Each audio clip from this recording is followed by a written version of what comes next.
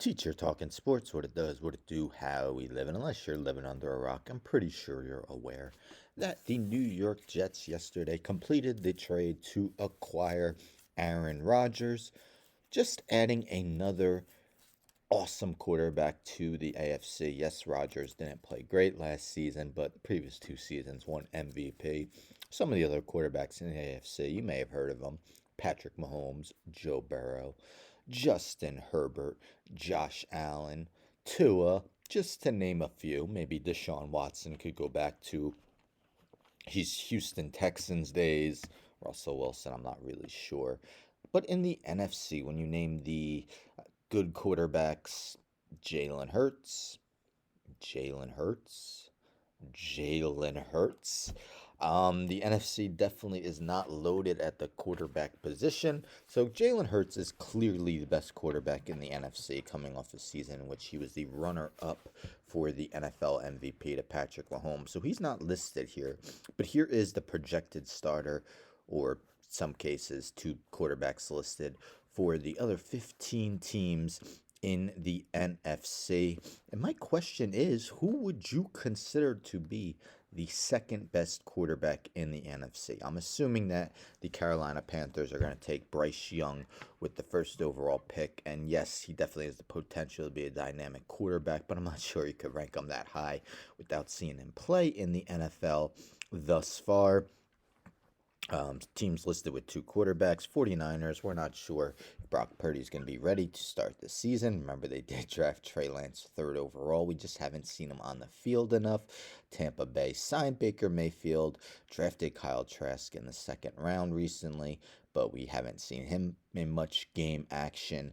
Mayfield has struggled of late the past couple seasons. Washington seems like they're going to go with Sam Howell, but did sign Jacoby Brissett as a free agent. Otherwise, Arizona, Kyler Murray, coming off a fairly disappointing 2022 season, may not be ready for the start of 2023. A lot of people are questioning whether his extension is already looking to not be such a good move. Atlanta, Desmond Ridder, they're going to give him the reins. Haven't seen enough of him to really consider him among the best.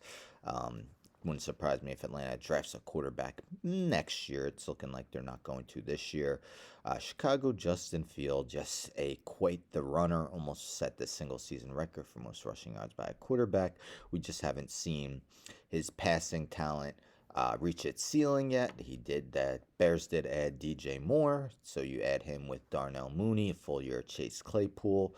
He's got weapons, no excuses. Dallas, Dak Prescott, yes, he's had his moments where he's looked like a top 5, top 10 quarterback this past season. I believe he tied for the league lead in interceptions with 15. Jared Goff, after a couple down seasons, had a very good season for the Lions last season. DJ Chark has signed with the Panthers, though, and of course the Jameson Williams gambling news. He'll be suspended 6 games. That's a big loss for the Lions. So besides St. Brown, not many threats in Detroit, at least prior to the draft. Green Bay, Jordan Love, another guy we just haven't seen enough of on the field. I think if I asked this question last year, Matthew Stafford would be the clear answer, but his shoulder injury definitely bothered him last year. Los Angeles is depleted of talent they had when they won the Super Bowl just 2 seasons ago. Kirk Cousins, that consistent passer who always puts up pretty good numbers, but just doesn't seem to come through. And, this may be his last year with the Vikings. Derek Carr, another guy who puts up very good numbers throughout his career, but you look at his career record with the Raiders, well under 500. Not all his fault. The Raiders aren't necessarily known for having good defenses during his tenure there. Daniel Jones, I'm a Giants fan.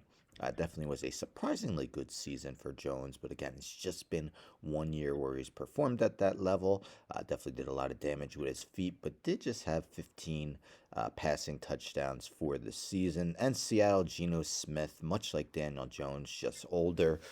We've only really seen him play at that level for 1 season. So again, most of the elite quarterbacks are in the AFC.